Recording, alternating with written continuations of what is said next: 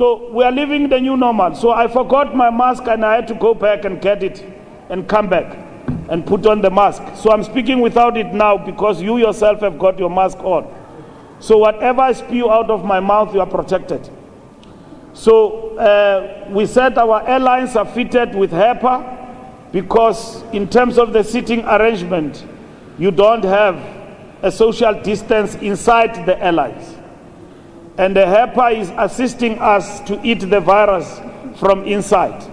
And that is what it has actually done. So Poppy Khoza was here together with a team and everybody else understand what we are doing to fight the spread of coronavirus in the airlines. And it does not mean that coronavirus cannot catch you, but we do minimize. But those who are scientists and who are advising us are saying the safest space in terms of corona transmission, it is the airline. But should you have symptoms of coronavirus inside the airline, we are able to deal with that upon disembarkation and embarkation. And that is why in all our airports, before you open up an airport, you must have port health. You cannot just come into the airport and you are not being checked. In all ways, you are actually being checked. So that is what we are doing in terms of our measures. What you will not see inside the airline is this thing called sanitizer, because the airline has got flammable substances on board. So when you get inside, don't ask for sanitizer, because you won't get it. But you must put on your mask for 2 hours to Johannesburg and coming back to Cape Town. All the time put on your mask. I can see people in areas of entertainment, they've forgotten the masks. They are dancing like corona is no more.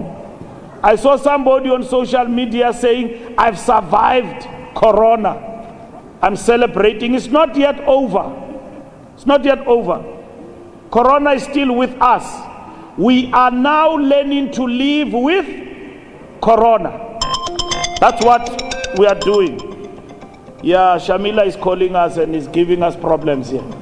So we are living with corona in the new normal, alongside corona, and to live alongside corona, there are measures you've got to undertake.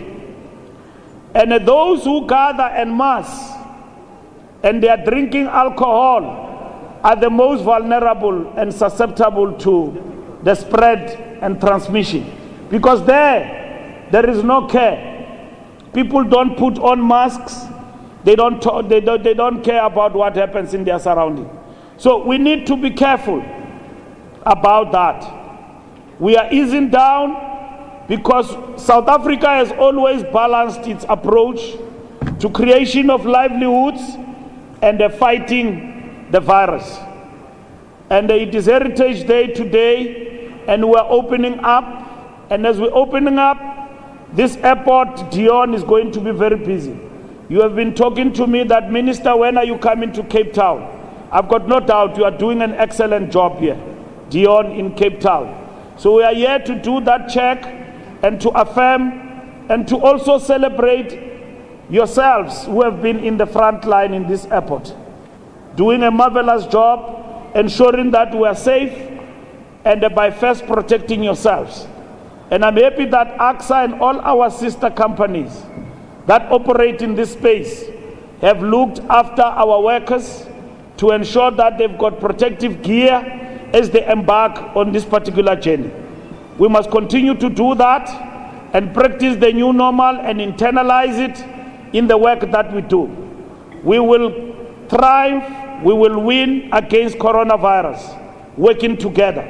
It has not been an easy journey. It is easy when you traverse in a path that you know there is a corner, and therefore you must be careful that if you drive at a high speed, you'll overturn. We didn't know this corona. They said it came from China. We didn't know how to handle it. And that is why in the process of traversing and getting into uncharted waters, we make mistakes. It's not like we knew this thing. We didn't know it. When they were talking about corona in 2019, we're having our own good time here. We didn't even think that it will reach us. It went all over the world. It went to Europe. It came to us. And it came to Cape Town. It came to Johannesburg.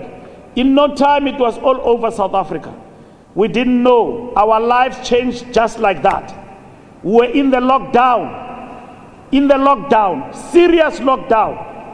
Our lives were curtailed. Our movements were curtailed. It's not by choice. And you South Africans, you became part of this journey not because you were complying to please government, not because you couldn't stand up and protest. It's because you understood that these are not draconian laws.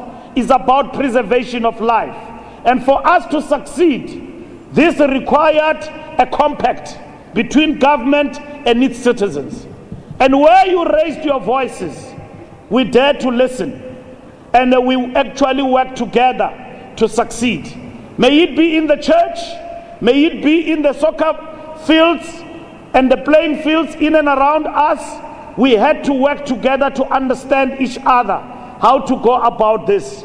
We know that many industries in our economy got affected, and others severely, and others will never come back. But we are determined to stand up for as much life is the main goal we want to achieve.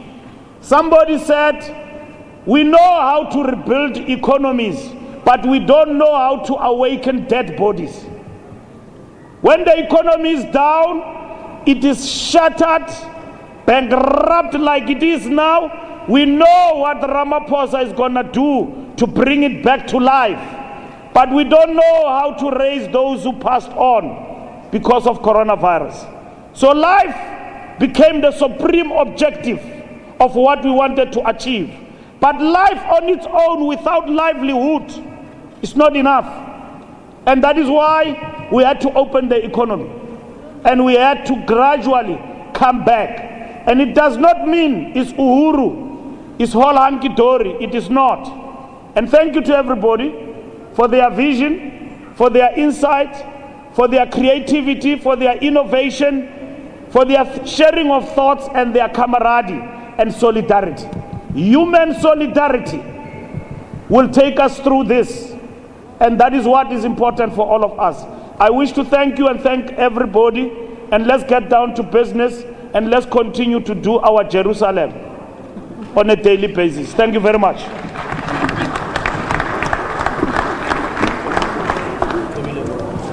Thank you so much, Honourable Minister. Ladies and gentlemen, as the Minister has alluded, President Cyril Ramaphosa did make the pronouncements on level 1 and how it affects mobility, air transportation in particular.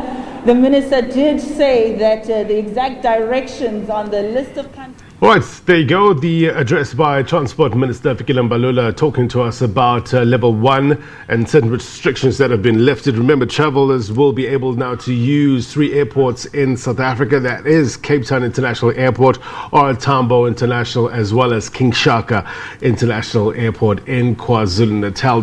The Minister was going on talking about how safe it is with regards to air travel, and he was talking about the air circulation in a aircraft, and I was just watching a report, and according to this report, in terms of how the air flows, it moves from the top of the airplane where you put your luggage, and it flows down to your feet. And there you heard the Minister talking about this HEPA filter system. It goes through that HEPA filter, air filters, and apparently this is the same filters as used in operating theatre. This is what the report had to say. So the air is changed, we're told, after every 3 minutes. So the Minister talking to us about how safe it is to travel on an aircraft. On arrival, remember, in terms of international travelers will need to present a negative COVID-19 test results not older than 72 hours from the time of departure. And where a traveler has not done a COVID-19 test prior to departure, they will be required to remain in mandatory quarantine at their own cost. So basically, some of the regulations governing alert level 1 in South Africa. We'll have much more in our later bulletin.